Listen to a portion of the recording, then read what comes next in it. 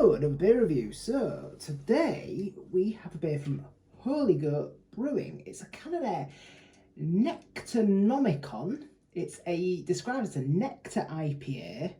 Now I'm a little bit intrigued. I was a bit intrigued by this one, which is why I bought it.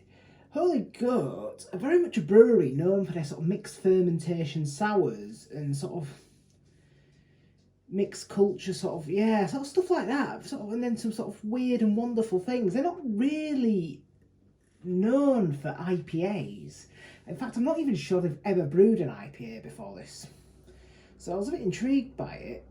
It's described, like I said, a nectar IPA, so there's obviously something a bit going on with this. Their description: this thick and juicy nectar IPA was co-fermented with a wild strain of nectar specialist yeast harvested from wildflowers.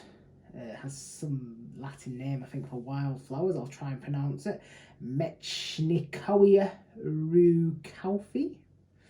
Alongside another specialist yeast able to unlock bound thiols. So yeah, thiols, there's been a few breweries who've experimented with thiols, and now it's an interesting thing that essentially unlocks flavour. I know Brewery York did a really good beer called Fiery Cyrus with it. Tracker done a couple. I think a couple of breweries have as well.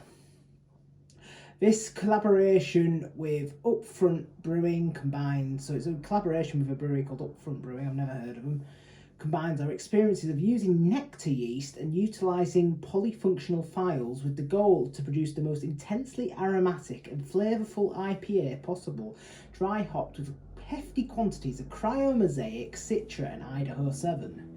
So yeah, they put their own take on an IPA by the sound of things. They have done some stuff to it. Just a little bit of dust in the rim. But yeah, let's get this into a glass. Like I said, I'm not overly sure what to expect. So yeah, it pours like your average hazy boy NEPA. Certainly smells that way from here. It has got quite a pungent aroma. Look at that whole can in the glass. Yes, always good when you do that. So not a lot of head, but yeah, thick orange haze. Fuck all head. Like that's why I managed to get it all in the glass, even with my shit pour.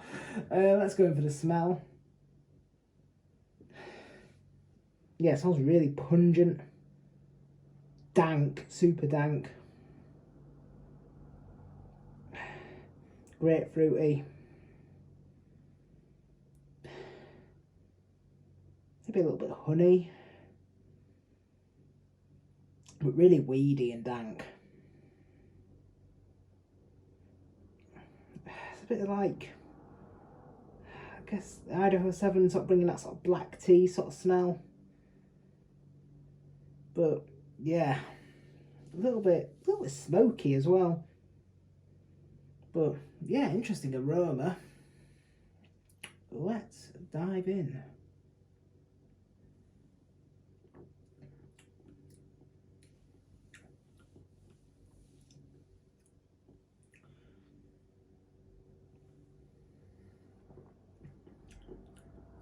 Yeah, really quite sweet.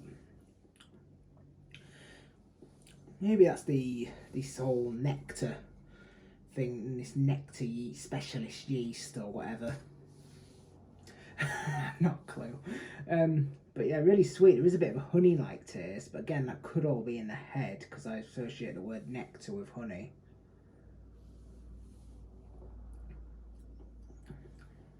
Slightly floral. Dank. Mango, peach, grapefruit. I mean, other than that slight honey-like flavour, I wouldn't say this is really any different to your normal sort of NEPA. It's quite full of flavour and full of aroma, which I think is what they were going for with the sort of the thiols and stuff.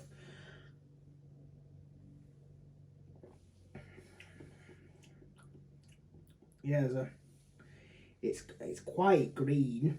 I don't know when it was hopped, canned, Its best before end was 1st of July 2024. Now, I don't know how long, I mean,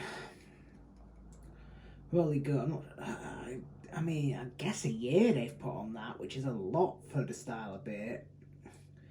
Which makes me think it was canned 1st of July this year. Now we're in mid-August, which makes this about 6-7 weeks old.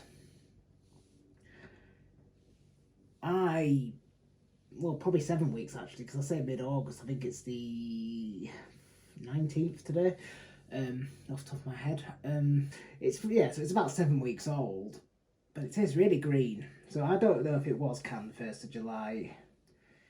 I don't know. They haven't got a canning date on it.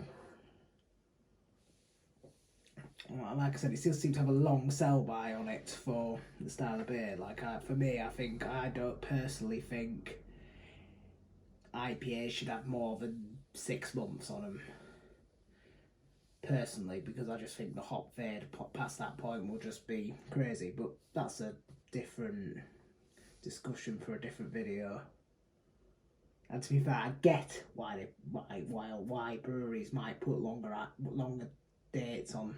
I've only had one beer before this. I'm bloody getting my words mixed up, but I get why breweries might put longer dates, because obviously, yeah, they want to still sell it, and obviously, with all the challenges breweries are facing at the moment, I don't want to be too critical, but like I said, that's for another video.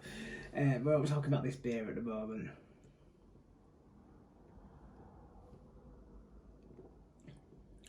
But yeah, it's other than like the honey, it's just a sort of normal sort of deeper. Great body, really thick, juicy, creamy, soft, fluffy. It's a beautiful colour. I wish there was a bit more head, to be honest. It looks like orange juice or breakfast juice, as people would say. But no, it's for a brewery that I don't associate with this style of beer. They, for me, have done a good job.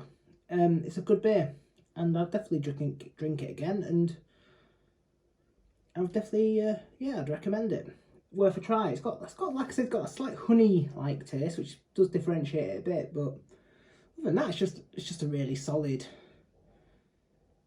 IPA. So yeah, thanks for watching. Drop us your thoughts below. Give us a like, subscribe if you haven't already, and hopefully we'll see you on the next one. Cheers.